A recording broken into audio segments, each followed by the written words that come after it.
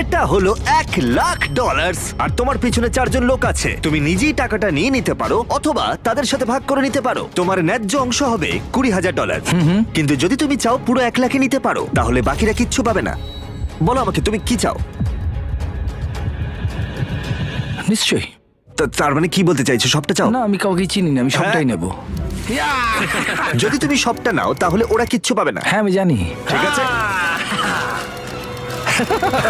আমি অনেক পেয়ে গেছি, অন্যদের সুযোগ দেওয়া উচিত।